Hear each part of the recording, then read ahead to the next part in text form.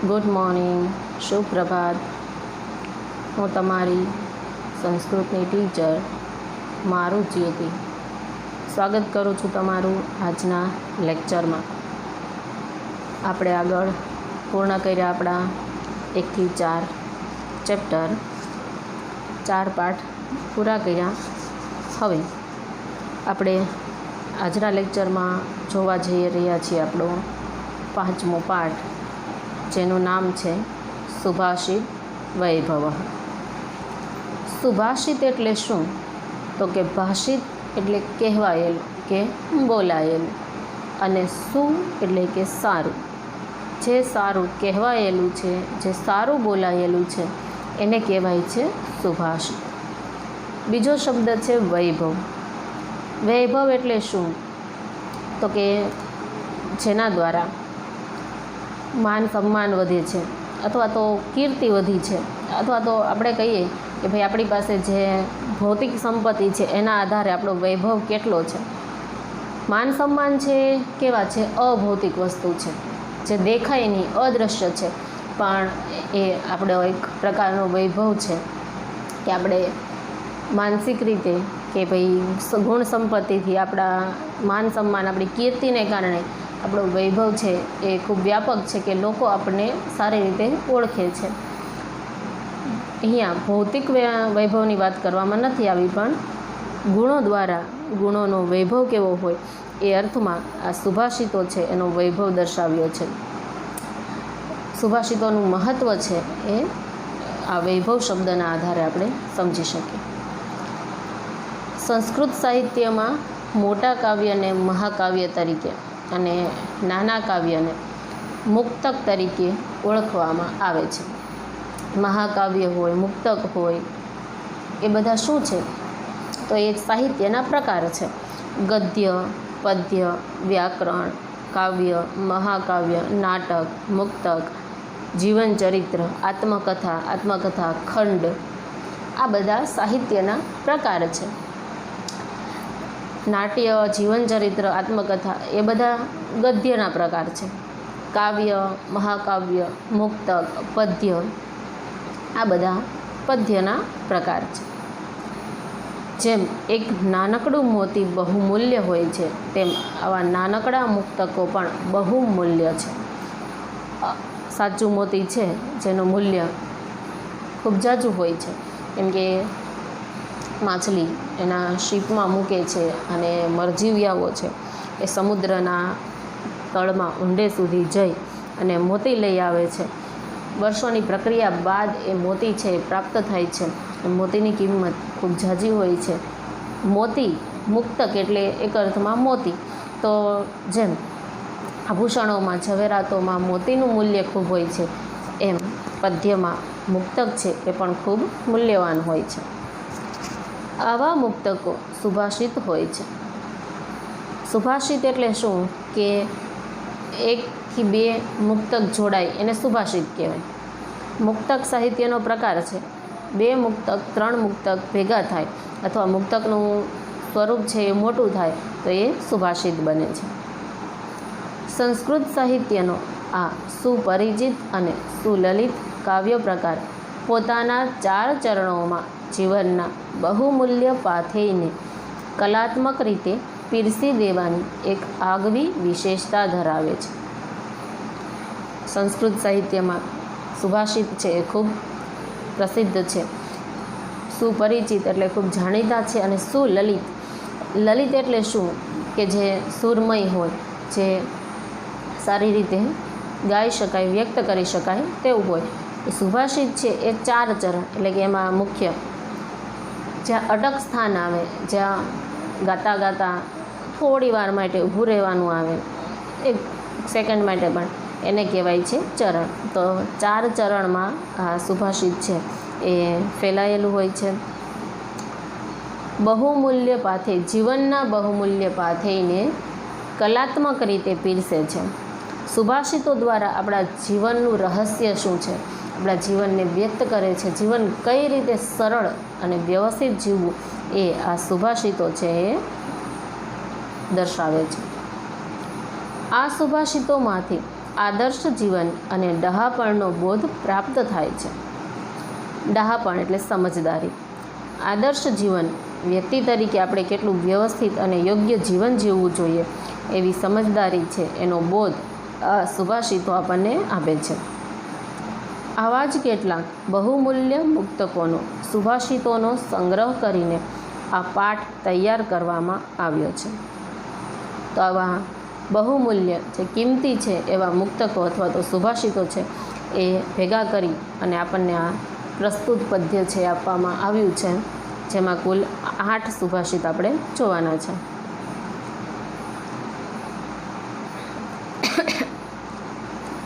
પ્રસ્તુત પાઠમાં ચયન કરેલા સુભાષિતોમાં કોઈ એક વિભક્તિના પ્રયોગને જોઈ શકાય છે. આવા વિભક્તિ પ્રયોગો એક બાજુ સંસ્કૃત ભાષાને શીખવા માટે ઉપયોગી થઈ પડશે, તો બીજી બાજુ તે સુભાષિતમાં ઉપદેશેલા પાઠકના ગુણ, ચલાયમાન જગતમાં કીર્તિની ચિરંજીવિતા, સર્વ પાપોનું મૂળ લોભ, સ્વજન અને સાચા મિત્રની પરખ તેમજ સજ્જન અને દુર્જનની લાક્ષણિકતાઓ જેવી બાબતોને આકારિત કરી આપીને આ સુભાષિતો તમારા વ્યક્તિત્વને ઉજ્જવળ તથા ચારિત્ર્યવાન બનાવવા માટે પૂરતી પ્રેરણા આપશે.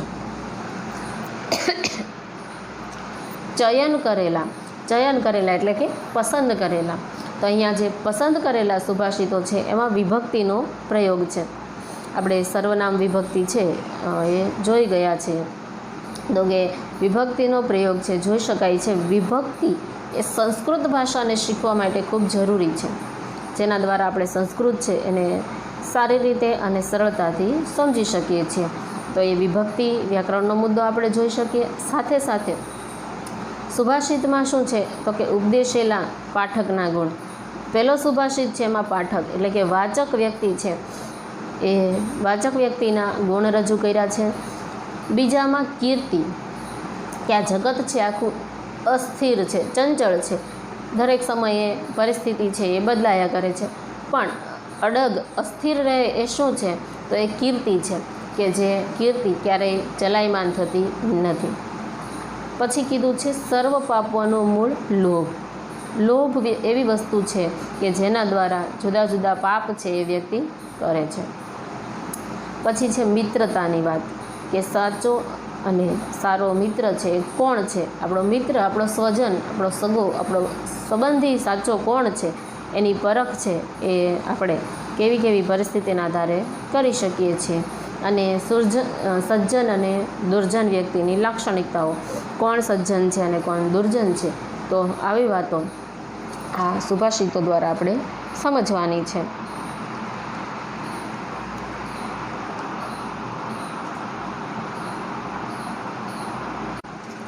હવે આપણે જોઈએ આપણા સુભાષિતો.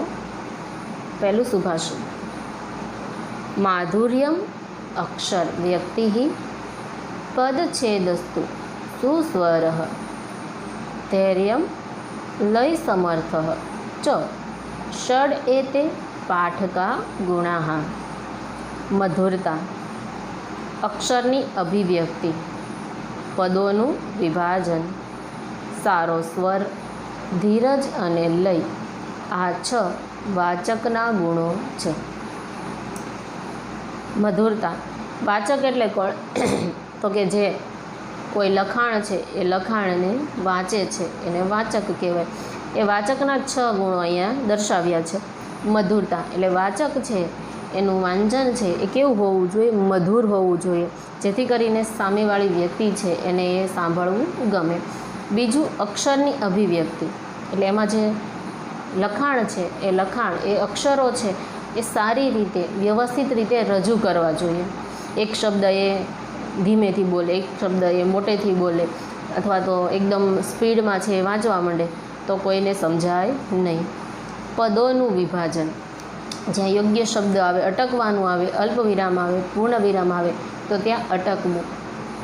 પદોનું વિભાજન કરવું, જેમ કે અહીંયા આપણે શબ્દ છે ષડે એતે, તો એ સંધિવાળો શબ્દ છે, તો વાંચીએ ત્યારે એ શબ્દ છે એને છૂટો પાડીએ કે ષડ એતે, જેથી કરીને સાંભળનાર છે એને વ્યવસ્થિત સમજાય છે. માધુર્યમ અક્ષર વ્યક્તિ, તો એવી રીતે જે શબ્દ છે એનું વાંચન છે એ યોગ્ય રીતે થવું જોઈએ. સુસ્વર એટલે સારો સ્વર. દરેક શબ્દ છે, દરેક અક્ષર છે, વ્યંજન છે, એ વ્યંજનમાં સ્વર મળેલો છે. જો વાચક છે એ સ્વરને ભેગો ન જોડે અને માત્ર વ્યંજનોનું જ તે વાંચન કરે તો પછી સાંભળનાર છે એને કાંઈ વસ્તુ સમજાય નહીં અને એને સાંભળવું ન ગમે. ધીરજ અને લય. વાંચનમાં ધીરજ રાખવાની. ઉતાવળ કરે તો પણ સામેવાળી વ્યક્તિ છે સમજી શકતો નથી. અને લય એટલે જે કાંઈ વસ્તુ છે એમાં લયતા હોવી જોઈએ, એક રસતા હોવી જોઈએ.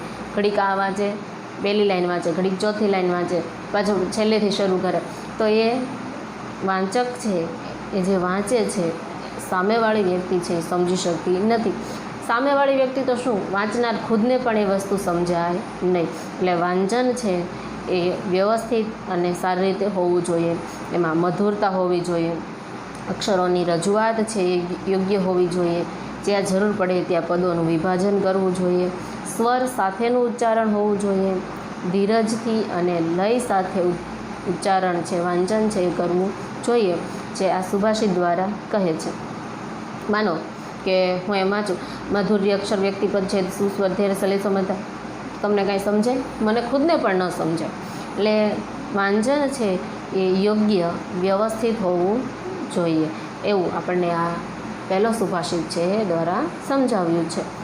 માધુર્યમ અક્ષર વ્યક્તિ પદ છેદસ્તુ સુસ્વર ધૈર્યમ લય સમર્થમ ચ ષડેતે પાઠકા ગુણાહ. એટલે આવી રીતે વ્યવસ્થિત મધુરતાથી, અક્ષરોની રજૂઆત સાથે, પદોના વિભાજન સાથે, સ્વર સાથે, ધીરજથી અને લયથી વાંચન કરવું જોઈએ.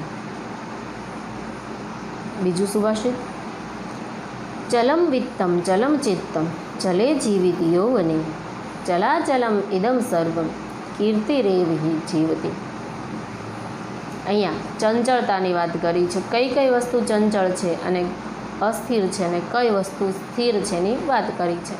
ચલમ એટલે ચંચળ. વિત્તમ, વિત્ત એટલે ધન, સંપત્તિ, પૈસા. ચિત્તમ એટલે મન. તો કે ધન, પૈસા ચંચળ છે, મન ચંચળ છે. ધન, પૈસા ચંચળ કઈ રીતે છે? તો કે ગમે ત્યારે આપણી પાસે આવી શકે અને ગમે ત્યારે જઈ શકે. કોઈ જગ્યાએ ક્યાંય પૈસા સ્થિર રહેતા નથી. આજે સવારે તમે પપ્પા આગળથી 50 રૂપિયા લીધા, એટલે પપ્પા આગળથી એ તમારી પાસે આવ્યા, એટલે એ કેવા થયા? સ્થિર નથી, એ અસ્થિર છે. તમે એ વસ્તુ, એ પૈસાની દુકાને જઈને કાંઈક ખરીદી કરી, તમારી પાસેથી પૈસા જતા રહ્યા.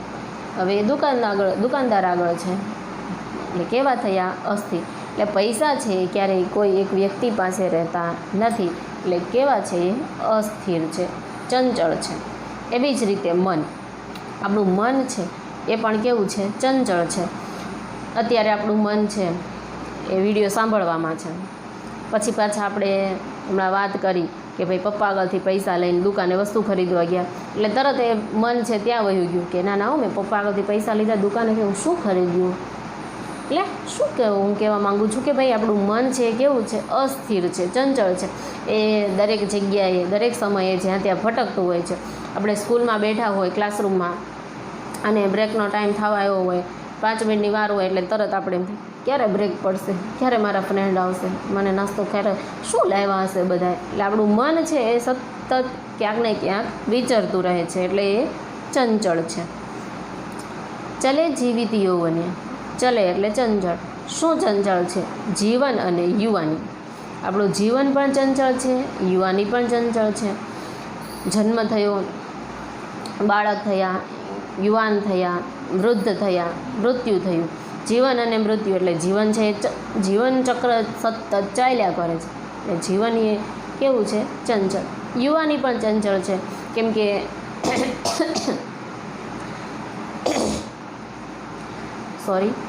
યુવાની આવે છે, અમુક વર્ષ રહે છે અને પાછી એ જતી રહે છે. એટલે જીવન અને યુવાની પણ ચંચળ છે. ચલાચલમ ઇદમ સર્વમ એટલે કે આ બધું જે છે, પૈસા હોય, મન હોય, જીવન હોય, યુવાની, કોઈ પણ વસ્તુ હોય એ બધું કેવું છે? ચંચળ છે, આવે છે ને જાય છે, આવે છે ને જાય છે. એટલે આવન જાવન છે એ શરૂ રહે છે. કીર્તિ રેવ હિ જીવતી, શું જીવિત છે, શું અચંચળ અસ્થિર છે? તો એ છે આપણી કીર્તિ. કીર્તિ એટલે શું? મેં આગળ વાત કરી કે માન સન્માન. જે આપણે માન સન્માન મેળવ્યું છે એ માન સન્માન એ જ આપણી કીર્તિ છે. અને એ અસ્થિર છે, એ સ્થિર છે, એ અચંચળ છે, એક જગ્યાએ રહે છે. આપણે જે માન સન્માન મેળવ્યા, જે નામના મેળવી છે, એ આપણે જીવંત રહીએ કે મૃત્યુ પામીએ, અમીર હોઈએ કે ગરીબ રહીએ, સતત એ જીવિત રહે છે. લોકો હંમેશા એના આધારે આપણને યાદ કરતા રહે છે.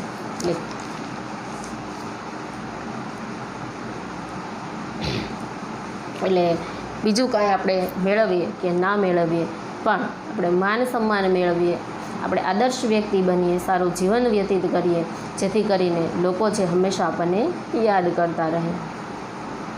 આગળ જોઈએ આપણે ત્રીજો સુભાષિત. મક્ષિકાહ વ્રણમ ઇચ્છન્તિ ધનમ ઇચ્છન્તિ પાર્થિવાહ નીચાહ કલહમ ઇચ્છન્તિ શાંતિમ ઇચ્છન્તિ સાધવઃ. મક્ષિકા એટલે કે માખી. માખી શેની ઈચ્છા રાખે છે? તો કે વ્રણ એટલે કે ઘા અથવા જખમ આપવાની, ડંખ મારવાની. એટલે માખીની ઈચ્છા હોય છે ડંખ મારવાની અને જખમ આપવાની. એના આધારે એનો ખોરાક લે છે, એટલા માટે એની ઈચ્છા એવી હોય છે. ધનમ ઇચ્છન્તિ પાર્થિવા, ધન કે પૈસા, ધન સંપત્તિ. કોને એની ઈચ્છા હોય છે? તો કે રાજાઓને. પાર્થિવ એટલે કે રાજા. તો રાજાને શેની ઈચ્છા હોય? ધન સંપત્તિની. કેમ કે એને આખી રાજ્ય વ્યવસ્થા ચલાવવાની હોય, રાજ્યનો બધો કારભાર ચલાવવાનો હોય, એટલે રાજાને શેની ઈચ્છા હોય? પૈસાની. નીચાહ કલહમ ઇચ્છન્તિ, નીચાહ એટલે હલકા લોકો, નિમ્ન કક્ષાના લોકો. કલહ એટલે કે ઝઘડો. જે નિમ્ન પ્રકારના લોકો હોય છે એને શેની ઈચ્છા હોય? ઝઘડાની ઈચ્છા હોય.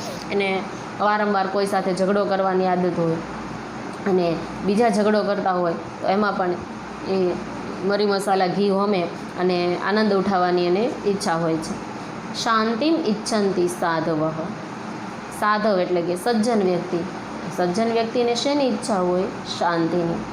એટલે કે માખી શું ઈચ્છે છે? જખમ અથવા ઘા ઈચ્છે છે. રાજા ધન સંપત્તિ, પૈસા ઈચ્છે છે. હલકા પ્રકારના લોકો ઝઘડો ઈચ્છે છે. અને જે સજ્જન વ્યક્તિ છે એ શાંતિ ઈચ્છે છે. હવે આપણે નક્કી કરવાનું કે આપણે ઝઘડો ઈચ્છીએ છીએ કે સજ્જનની જેમ શાંતિ ઈચ્છીએ છીએ.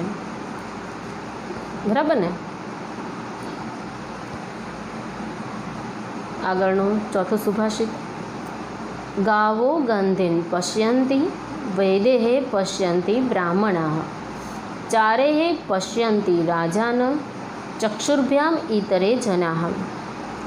ગાયો ગંધ વડે જુએ છે.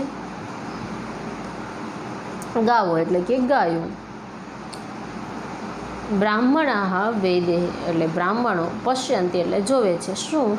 શેના વડે? તો કે વેદો વડે. ચારેહે, ચારેહે એટલે કે ગુપ્તચરો. રાજાન પશ્યંતિ ચારે એટલે કે રાજા ગુપ્તચરો વડે જોવે છે. ચક્ષુર્ભ્યામ ઈતરે જનાઃ એટલે કે સામાન્ય, ઈતરે એટલે સામાન્ય, જના એટલે લોકો. ચક્ષુભ્યામ એટલે કે બે આંખ વડે જુએ છે. ગાય ગંધ વડે જુએ છે એનો મતલબ શું? કે ગાયો છે એ ગંધ, એ સુગંધ વડે છે એ ઓળખી જાય છે, પારખી જાય છે કે ભાઈ આ એના વાછરું છે, કે આ એનો વાડો છે, કે આ એના માલિક છે. એટલે ગાય છે એ ગંધ વડે પારખે છે, ગંધ વડે જોવે છે કે ભાઈ એના વાછરું કોણ છે, એના માલિક કોણ છે, અથવા એની સ્થળ, એનું ઘર કયું છે. એવી જ રીતે બ્રાહ્મણો છે એ વેદો વડે જોવે છે. વેદો વડે જોવે છે એનો મતલબ કે બ્રાહ્મણો છે એમણે વેદોનું અધ્યયન કર્યું છે, વેદાભ્યાસ કર્યો છે, એના આધારે છે એ સૃષ્ટિને જોવે છે, સમજે છે. રાજા જાસૂસો, ગુપ્તચર એટલે કે જાસૂસો. રાજા જાસૂસો વડે, ગુપ્તચર વડે જોવે છે. એણે અલગ અલગ જગ્યાએ પોતાના જાસૂસો છે એ મૂક્યા હોય, એના દ્વારા રાજાને બધા પ્રદેશની છે, આજુબાજુની પાડોશી રાજાઓની બધી માહિતી છે એ મળતી રહે છે. ઈતરે જનાહ, સામાન્ય લોકો, આપણે બધા, આપણે કઈ રીતે જોઈએ છે? આપણે આપણી આંખ વડે જોઈએ છીએ. બધાની ખાસિયત છે શું, શેના દ્વારા એ જોવે છે કે સમજે છે? તો ગાયની ખાસિયત છે કે ગંધ વડે, સુગંધ વડે સમજી જાય કે એનું સ્થળ કયું છે, એના માલિક કયા છે, કે એના વાછરું કયા છે. બ્રાહ્મણો છે એ વેદો દ્વારા સૃષ્ટિને, પરિસ્થિતિને સમજે છે. એવી રીતે રાજા છે એ પોતાના જાસૂસો, એમના જે ગુપ્તચરો છે એમના વડે બધું જાણે છે. અને આપણી જેમ સામાન્ય માણસો છે એ પોતાની આંખ વડે જોવે છે.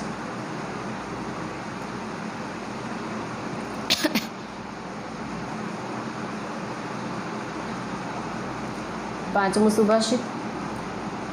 દરિદ્રાય ધનમ દેયમ જ્ઞાનમ દેયમ જડાય ચ પિપાસિતાય પાનીયમ શુદ્ધિતાય ચ ભોજનમ.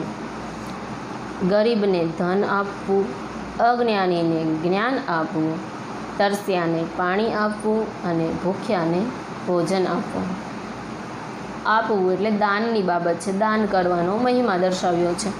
કોને શું આપવું? તો કે જેને જેની આવશ્યકતા હોય. જો કોઈ ગરીબ વ્યક્તિ હોય તો એને ધનની જરૂર હોય એટલે એને ધન આપવું. જે અજ્ઞાની વ્યક્તિ છે, જડાય એટલે કે જડ છે, અજ્ઞાની છે, તો એ અજ્ઞાની વ્યક્તિને જ્ઞાન આપવું. પિપાસિતાય એટલે કે તરસ્યા, એને શું આપવું? તો કે પાનીયમ એટલે કે પાણી. તરસ્યા લોકોને શેની જરૂર હોય? પાણીની, એટલે એને પાણી આપવું. ક્ષોધિતાય એટલે કે ભૂખ્યા, ને શું આપવાનું? ભોજન. જે વ્યક્તિની જેવી આવશ્યકતા છે, જેવી જરૂરિયાત છે એ પ્રમાણે એને દાન આપવું, એવી વાત કરી છે. દાનનો તો મહિમા છે જ, દાન આપવું એ તો સારી બાબત છે જ, પણ શું વસ્તુની દાન આપવું? તો જે વ્યક્તિને જેની આવશ્યકતા હોય, જેની જરૂરિયાત હોય એ વસ્તુ દાન આપવી. આપણે સામેવાળી વ્યક્તિને દાન આપી દઈએ પણ એ વસ્તુની એને કોઈ જરૂરિયાત જ ન હોય, કોઈ આવશ્યકતા જ ન હોય, એનો કોઈ ઉપયોગ જ ન હોય, તો આપણે દાન આપવાનું જે કર્મ કર્યું છે એ નિષ્ફળ જાય છે, એનું કોઈ મહત્ત્વ રહેતું નથી.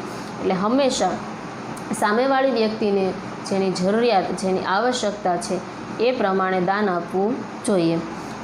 એવું આ સુભાષિત દ્વારા આપણે જાણી શકીએ છીએ.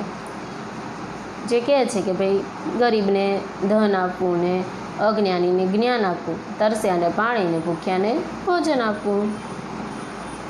આગળ છઠ્ઠું સુભાષિત. લોભાત ક્રોધ પ્રભવતી, લોભાત કામ પ્રજાયતે, લોભાન મોહશ્ચ નાશશ્ચ, લોભ પાપસ્ય કારણમ. લોભથી ક્રોધ ઉત્પન્ન થાય છે, લોભથી કામના ઈચ્છે છે અથવા જન્મે છે, લોભથી મોહનો નાશ થાય છે, લોભ પાપનું કારણ છે. લોભ, આપણી પાસે આટલી વસ્તુ છે પણ હજી મારે આટલી મેળવવી છે. કોઈ વ્યક્તિ પાસે છે એક ગાડી છે, એમ કે નહીં હજી મારે બીજી ગાડી લેવી છે. એક બંગલો છે એ નહીં, 2 બંગલા તો હોવા જ જોઈએ. તો આ શું છે? એ લોભ છે. લોભને કારણે શું થાય? ક્રોધ જન્મે છે. શું કામ? કોઈ વસ્તુની આપણે કોઈ વસ્તુનો લોભ કરીએ અને જ્યારે એ વસ્તુ, એ ઈચ્છા આપણને મળે નહીં, એ વસ્તુ મળે નહીં અને ઈચ્છા પૂરી ન થાય ત્યારે આપણને ગુસ્સો આવે છે, ક્રોધ આવે છે. અને ક્રોધ છે એના દુષ્પરિણામ છે વ્યક્તિએ ભોગવવા પડે છે. અને જે આગળ 10મામાં પાઠ આવે છે, આપણે ધોરણ 10માં, ક્રોધાંત વ્યક્તિ છે કેવો છે? તો કે આંખ હોવા છતાં એને આંધળો કહ્યો છે. ચક્ષુષ્માન અંધ એટલે કે આંખ હોવા છતાં આંધળો. એટલે ક્રોધને કારણે વ્યક્તિને સાચું ખોટું, સારું નરસું, યોગ્ય અયોગ્યનું જ્ઞાન છે, ભાન છે રહેતું નથી. અને ક્રોધમાં વ્યક્તિ છે એ સામેવાળી વ્યક્તિને નુકસાન પહોંચાડે, સાથે સાથે પોતાનું પણ એ નુકસાન કરે છે.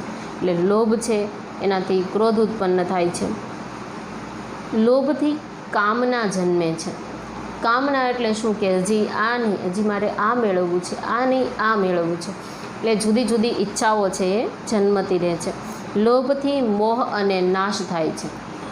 લોભને કારણે જે વસ્તુ આપણે મેળવી છે એનાથી વધારે હજી એ વસ્તુ છે એ ક્યારેય છોડવાનું મન ન થાય. કોઈ વસ્તુનો ઉપયોગ નથી છતાં તમે એને પકડી જ રાખો, એનો સંગ્રહ જ કર્યા રાખો, તો એ મોહ છે. અને લોભથી નાશ થાય છે. લોભને કારણે વ્યક્તિ ક્રોધ કરે, જુદી જુદી ઈચ્છાઓ જન્મે છે, એને મોહ થાય છે, અને પછી એ વ્યક્તિને પોતાની જે ઈચ્છા છે, પોતાને જે મેળવવું છે એની સિવાય બીજું કાંઈ દેખાતું નથી, અને વ્યક્તિ બીજે કાંઈ ધ્યાન નથી આપતો. એટલા માટે બધી વસ્તુઓનો, બધી જે સારી બાબતો છે એનો નાશ થાય છે. અને એટલા માટે લોભને પાપનું કારણ કહ્યું છે. કેમ કે લોભને કારણે વ્યક્તિ ઘણા બધા કુકર્મો છે, ઘણા બધા પાપ એ આચરે છે. એટલા માટે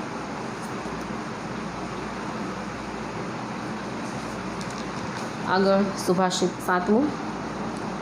તક્ષકસ્ય વિષમ દંતે મક્ષિકાયાશ્ચ મસ્તકે વૃશ્ચિકસ્ય વિષમ પુચ્છે સર્વાંગે દુર્જનસ્ય તત્. તક્ષક, તક્ષક નામના સર્પની વાત, એટલે બધા સર્પની વાત છે કે સાપનું વિષ છે, એનું ઝેર છે ક્યાં હોય છે, તો કે દાંતમાં. પણ તક્ષક છે એ સાપની જે અલગ અલગ પ્રજાતિ હોય, જે એની વેરાયટી હોય છે, કે ભાઈ તક્ષક નામનો સર્પ છે, કે કોબરા સર્પ છે, કે એનાકોન્ડા છે, તો આ બધા નામ છે. એક નામ છે એનું તક્ષક. સર્પનું વિષ છે, એનું ઝેર છે, એ ક્યાં હોય છે, તો કે દંતે, એટલે કે એના દાંતમાં. સાપ છે કોઈને બટકું ભરે તો એના દાંતને કારણે એના દાંતમાં જે ઝેર હોય છે એ વ્યક્તિમાં આવી જાય છે, અને વ્યક્તિને ઝેર ચડે છે. મક્ષિકાયાશ્ચ મસ્તકે, મક્ષિકા એટલે માખી, માખીનું ઝેર ક્યાં હોય, તો કે એના માથામાં. મસ્તકે એટલે માથામાં. વૃશ્ચિકસ્ય, વૃશ્ચિક એટલે વીંછી, વિષમ એટલે ઝેર, પુચ્છે એટલે પૂંછડીમાં. વીંછીનું ઝેર ક્યાં હોય, તો કે એની પૂંછડીમાં. જો તમે ક્યારેય પેલા મદારી આવે છે એમની પાસે વીંછી જોયો હોય, ક્યાંય પણ સંગ્રહાલયમાં કે ક્યાંય વીંછી જોયો હોય, તો એની પૂંછડી છે સેજ વાંકી હોય, અને એમાં એક સફેદ કલરનું મોતી જેવું હોય છે, તો એ વીંછીનું ઝેર હોય છે. સર્વાંગે દુર્જનસ્ય તત્.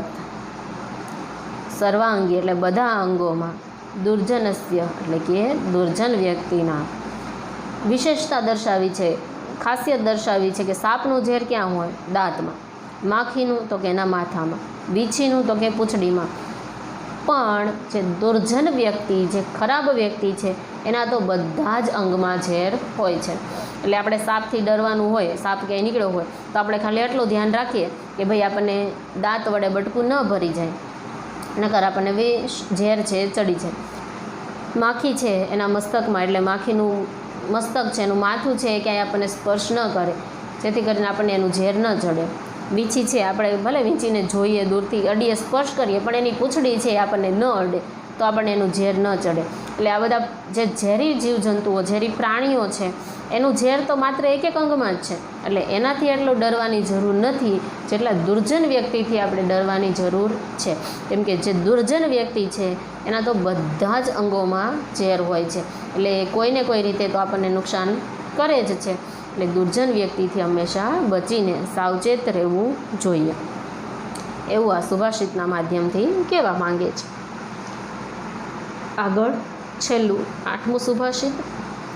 ઉત્સવે વ્યસને ચ એવ દુર્ભિક્ષે શત્રુ વિપ્લવે રાજદ્વારે સ્મશાને ચ યસ્તિષ્ઠતિ સ બાંધવઃ. ઉત્સવે એટલે કે ઉત્સવમાં, પ્રસંગોમાં, વ્યસને સંકટમાં, દુર્ભિક્ષે એટલે દુકાળમાં, શત્રુ વિપ્લવે એટલે કે દુશ્મનો સાથેના યુદ્ધમાં, રાજદ્વારે એટલે કે રાજદરબારમાં, અને સ્મશાને સ્મશાનમાં જે સાથે ઊભો રહે તે જ આપણો સાચો મિત્ર, ભાઈ કે બાંધવ, સગો હોય છે. કોણ આપણા સાચા મિત્ર છે, સાચા સગા છે, એ કઈ રીતે આપણે જાણી શકીએ, તો કે જે ઉત્સવમાં, તહેવારમાં સાથે હોય, સંકટમાં, મુશ્કેલીના સમયમાં સાથે હોય, દુકાળમાં હોય, આપણી પાસે કોઈ વસ્તુ, ધન સંપત્તિ ન હોય, નિર્ધન થઈ જવાની આ કગાર ઉપર હોઈએ એવા સમયે પણ જે સાથે હોય, જે શત્રુ સાથેના યુદ્ધમાં, આપણા દુશ્મન સાથેના યુદ્ધમાં પણ આપણો સાથ આપે. રાજ દરબારમાં એટલે પહેલાંના સમયમાં છે, વ્યક્તિ ઉપર કાંઈ ગુનો કે એવું કંઈક સાબિત થાય, આરોપ મૂકવામાં આવે તો એ વ્યક્તિને રાજ દરબારમાં લઈ જતા. હવેના સમયમાં પોલીસ સ્ટેશનમાં લઈ જવામાં આવે છે. એટલે આવા સમયે પણ જે સાથ આપે, અને સ્મશાને કોઈ અંગત વ્યક્તિને આપણે ખોઈ દીધા હોય અને એ અંગત વ્યક્તિના મૃત્યુ સમયે જે આપણો સપોર્ટ આપે, જે આપણો સાથ આપે, આપણું દુઃખ ઓછું કરે, તો જે આવી સારી અને ખરાબ પરિસ્થિતિ દરેકમાં જે સાથ આપે એ જ આપણો સાચો સગો છે, એ જ આપણો સાચો મિત્ર છે. એ આવું આ સુભાષિત કહેવા માંગે છે. ઓલી જે સૂક્તિ છે ગુજરાતીમાં બનાવે છે કે ભાઈ, મિત્ર એવો શોધવો જે ઢાલ સરીખો હોય, સુખમાં પાછળ પડ્યો રહે ને દુઃખમાં આગળ હોય. એટલે ખરેખર તો સાચા મિત્રો એવા જ હોય છે કે જે સુખમાં ભલે હાજર હોય કે ન હોય, સારા પ્રસંગોમાં હોય કે ન હોય, પણ દુઃખની પરિસ્થિતિમાં, મુશ્કેલ પરિસ્થિતિમાં હંમેશા સાથ છે એ સાચા મિત્રો નિભાવે છે. તો આ હતા આપણા 8 સુભાષિતો, જેમાં અલગ અલગ વાત કરી છે. પહેલાં સુભાષિતમાં પાઠકના, વાચકના 6 ગુણ કેવા હોવા જોઈએ? તો મધુરતા, અક્ષરોની રજૂઆત, અભિવ્યક્તિ, પદોનું વિભાજન, સારો સ્વર, ધૈર્ય અને લય, વાચકના 6 ગુણો દર્શાવ્યા છે. બીજા સુભાષિતમાં કીધું છે કે ભાઈ, ધન સંપત્તિ ચંચળ છે, મન ચંચળ છે, જીવન યુવાની ચંચળ છે, આ જગતમાં બધું જ ચંચળ છે, અસ્થિર છે, પણ એક કીર્તિ છે એ જ કેવું છે? એ જ સ્થિર છે. ત્યારબાદ કીધું છે કે માખી જખમ ઈચ્છે છે, રાજા પૈસા ઈચ્છે છે, હલકા લોકો ઝઘડો ઈચ્છે છે, જ્યારે સજ્જન લોકો શાંતિની ઈચ્છા રાખે છે. ગાયો ગંધ વડે જોવે છે, બ્રાહ્મણો વેદો વડે જોવે છે, રાજા જાસૂસો વડે જોવે છે, અને સામાન્ય લોકો 2 આંખ વડે જોવે છે. ગરીબને ધન આપવું, અજ્ઞાનીને જ્ઞાન આપવું, તરસ્યાને પાણી આપવું અને ભૂખ્યાને ભોજન આપવું. લોભથી ક્રોધ જન્મે છે, લોભથી કામ ઉત્પન્ન થાય છે, લોભથી મોહ અને નાશ થાય છે, લોભ બધા પાપોનું કારણ છે. સાપનું ઝેર દાંતમાં, માખીનું ઝેર મસ્તકમાં, વીછીનું ઝેર પૂંછડીમાં, જ્યારે દુર્જનના બધા જ અંગોમાં ઝેર હોય છે. અને છેલ્લામાં કહ્યું છે કે જે ઉત્સવમાં, પ્રસંગમાં, દુકાળમાં, ખરાબ સમયમાં, શત્રુ સાથેના યુદ્ધમાં, રાજદરબારમાં કે સ્મશાનમાં સાથે ઊભો રહે, સાથ આપે, તે જ સાચો મિત્ર, તે જ સાચો સગો છે. તો